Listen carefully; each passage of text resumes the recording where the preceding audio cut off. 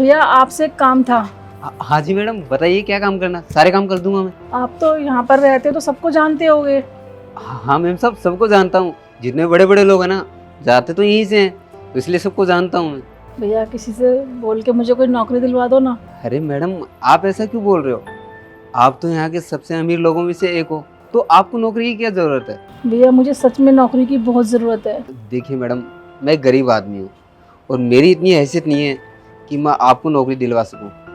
आप मेरे साथ मजाक मत कीजिए। अरे भैया आपको क्या लग रहा है मैं मजाक कर रही हूँ? नहीं नहीं, मुझे सच में नौकरी की बहुत ज़रूरत है। मम्मी जी आप यहाँ क्या कर रही हैं? अब मेम साहब देखिए ना, मैडम नौकरी मांगने आई हैं। घर में सब ठीक तो है ना? अरे हाँ भैया, हमारे घर में सब ठीक है। और क्या होगा हमारे घर पे? मम्मी जी आपको कितनी बारी बोला है ना कि इसे गली मोहल्लों में मत ऐसे घुमा करो। आप क्यों नीचे आई और क्यों नौकरी के लिए पूछ रही हैं? बेटा मुझे नौकरी की ज़रूरत है, इसलिए तो नौकरी मांगने आई हूँ। अरे मम्मी जी क्या करना आपको नौकरी करके? हम लोग कमा तो रहे हैं ना, और इतना हम कमा लेते कि आपको अच्छे से रख पाए। और क्यों गली मोहल्ले में हमारी बेइज्जती करवाने में तुली हुई हैं आप? अरे मैं नौकरी की बात करी, तू जा। मम्मी जी देखिए, अब ना आपका बहुत ज्यादा हो रहा है। आप चलिए मेरे साथ, चलिए मेरे साथ, चलिए।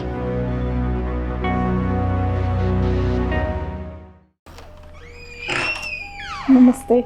अरे आंटी जी नमस्ते, आइए ना। बेटा मुझे आपसे कुछ बात करनी थी। हाँ हाँ आंटी जी, काम है तो बात भी होगी, लेकिन ऐसे कैसे? आप अंदर आइए ना, आराम से बैठकर बात करते हैं। नहीं नहीं बेटा, ठीक है। मैं तो बस ये पूछने आई थी कि मेरे लायक कोई नौकरी हो तो बताना प्लीज़। अरे आंटी, आपको काम की क्या जरूरत है? आपके तो बहू बेटा दोनों ही काम करते हैं। बेटा ज़रूरत है तभी तो आई हूँ। अच्छा कोई बात नहीं, कोई नौकरी होगी तो मैं आपको जरूर बताऊंगी, लेकिन आप अंदर तो आइए। नहीं नहीं बेटा ठीक है, अभी मैं चलती हूँ, मुझे थोड़ा काम है, हैं? मैं बाद में।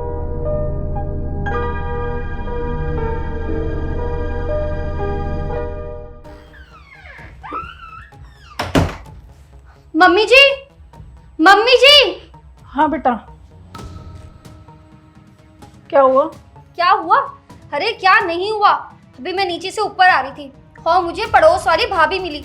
अरे उन्होंने मुझे बताया आप उनके घर तक पहुंच गई नौकरी मांगने के लिए। अरे मम्मी जी आपकी ये हरकतें कब खत्म होगी? अरे क्या जरूरत है? अरे हम लोग हैं तो आपके लिए, फिर भी आप क्यों जाती है यहाँ वहाँ? आपको पता भी है समाज में हमारी कितनी बेइज्जती होती है। 10 लोग क्या सोचते होंगे हमारे बारे में कि कैसी बहू और कैसा बेटा है इनका, खाने को कुछ नहीं देता, नौकरी करना पड़ रहा है माँ को। मम्मी जी आप ना हमारा नाम ना सच में मिट्टी में मिला दोगी। मुझे ज़रूरत है नौकरी की, इसीलिए तो उनके घर गई थी नौकरी मांगने के लिए। और तू क्यों नहीं समझ रही? मुझे नौकरी क्यों नहीं करने दे रही है? मगर क्या मजबूरी कि आपको नौकरी करनी है? अरे सोचो, अगर आप कहीं नौकरी करने जाओगी, वहाँ पे पता चलेगा कि आपके बच्चे आपको नौकरी करने के लिए बोलते हैं, तो क्या लगेगा उन लोगों को? उनको तो यही लगेगा ना कि बहू बेटा कुछ करते नहीं है, उनको घर से बाहर निकाल दिए, तभी तो ये नौबत है नौकरी करवाने की। हम समझ ही नहीं रही है मेरी बात को। और कितनी बारी मैं मना करूं कि यहाँ वहाँ मत जाया करे, आप आराम से घर पे बैठा करिए ना। खाना मिलता ना आपको 2 वक्त का, तो वो खा लीजिए करे। इसके पापा के जाने के बाद ना मैंने ही नौकरी करके इस घर परिवार को पाला है। जब मैं उस समय नौकरी करती थी तो अब क्यों नहीं? नौकरी मैं करूंगी तो करूंगी, बस किसी की नहीं सुननी मुझे। ठीक है, नहीं सुनोगी ना आप मेरी, कोई बात नहीं। खाने दो आपके बेटे को, आज उनको ही बताऊंगी मैं, उनकी तो सुनोगे ना। और काव्या कैसी हो? वो सब छोड़ो, मुझे आपसे एक बहुत जरूरी बात करनी है। अरे पति थक के आया है यार, पानी के लिए पूछ लिया करो। अरे पानी गया भाड़ में, लेकिन मेरा आपको कुछ बताना ना बहुत ज्यादा जरूरी, बहुत ज्यादा इम्पोर्टेंट है। हाँ पहले मेरी बात तो सुनिए। इम्पोर्टेंट बात बताओ, क्या इम्पोर्टेंट बात है? आपको पता है माँ ना यहाँ वहाँ घूमती है और लोगों से जॉब मांगती है। अब आप बताओ ना, गुस्सा आएगा कि नहीं आएगा? और आप खुद सोचो, अगर इस उम्र में मम्मी जॉब करेगी तो हमारी समाज में क्या इज्जत रह जाएगी? अरे क्या बोल रही हो तुम? हाँ यही तो बताना चाहती हूँ आपको मैं। घर में इतना सब कुछ चल रहा हो, तुमने बताया भी नहीं। सारी बातें छुपाई जाती है घर में, फालतू की बातें बताई जाती हैं। अरे मुझे भी तो कल ही पता चला है। अरे कल मुझे वॉचमैन ने बताया और फिर मैंने मम्मा को बोला कि आप ये सब क्यों कर रही हैं? मुझे लगा रुक जाएंगी वो, और आज तो उन्होंने हद ही कर दी। वो पड़ोस में भाभी नहीं है, आज वो उनके घर चली गई जॉब ढूंढने के लिए। अब आप बताइए ना मैं क्या करूँ? मेरी माँ नौकरी कर रही है, उन्हें नौकरी की जरूरत क्या पड़ गई? तुमने माँ को परेशान तो नहीं किया? नहीं नहीं, मैं माँ को क्यों परेशान करूंगी? मैं तो उनका अच्छे से ध्यान रखती हूँ, जो वो कहती है वो सब करती हूँ। मुझे नहीं पता वो ऐसा क्यों कर रही हैं। अगर आपको मेरी बात पे यकीन नहीं है ना, तो आप एक काम कीजिए, आप खुद माँ से पूछ लीजिए और तब ना सच आपकी आंखों के सामने आ जाएगा। तब तो यकीन हो जाएगा ना आपको कि मैं माँ से कुछ काम नहीं करवा रही हूँ, वो खुद कर रही है ये सब।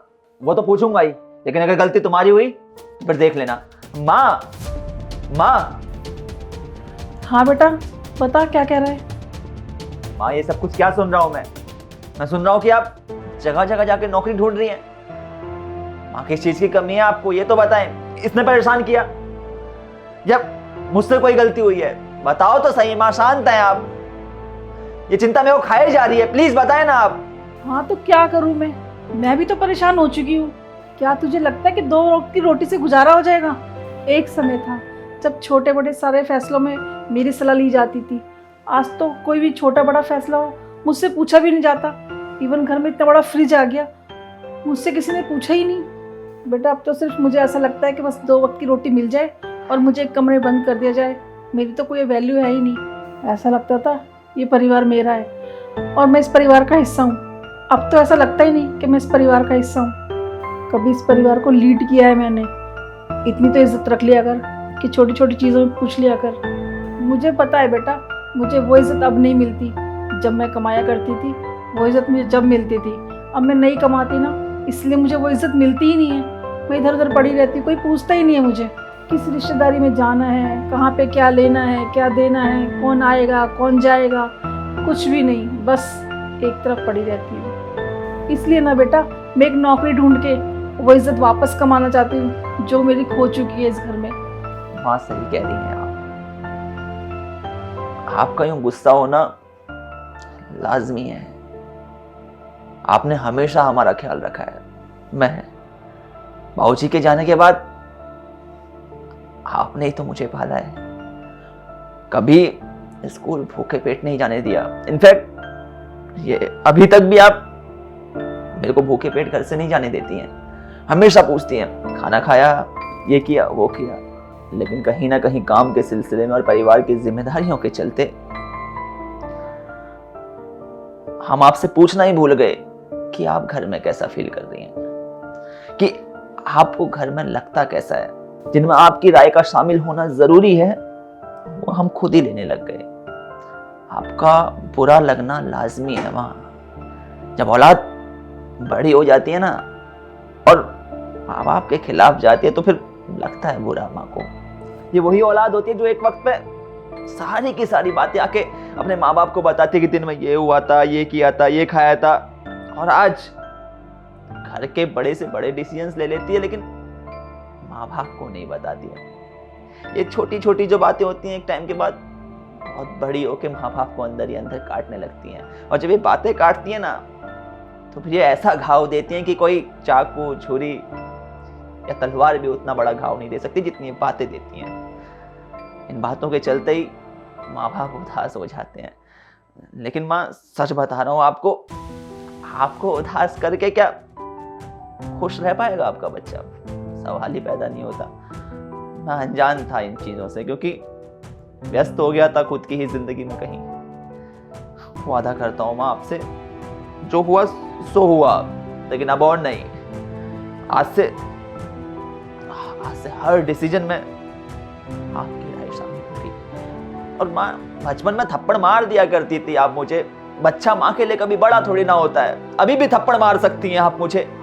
अगर राह से भटकता हूं तो बता सकती है ना कि बेटा राह से भटक रहा है। अगर मेरी माँ संकोच करेगी तो माँ फिर मुझे अच्छा नहीं लगेगा। मेरे को तो ऐसा लगेगा ना कि मेरी माँ मुझसे प्यार ही नहीं करती है, क्योंकि माँ तो वो होती है जिसकी डांट में, जिसकी मार में भी प्यार छुपा होता है।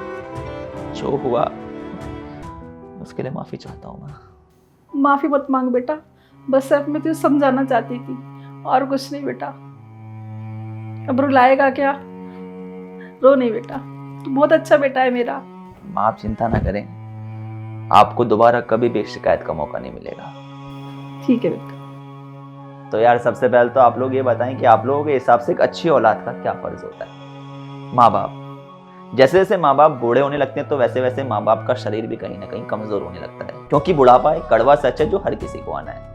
जैसे जैसे इंसान बूढ़ा होता है तो शरीर का कमजोर होना लाजमी होता है, और जब शरीर कमजोर होता है तो इंसान चिड़चिड़ा होता है, छोटी छोटी बातें दिल पे लगने लगती हैं। ऐसे वक्त में जिन माँ बाप ने आपको पाल पोस के इतना बड़ा बनाया होता है, जिन्होंने आपका हर छोटी बड़ी ख्वाहिश का ख्याल रखा होता है, उनकी ख्वाहिशों का ख्याल रखना ज़रूरी है।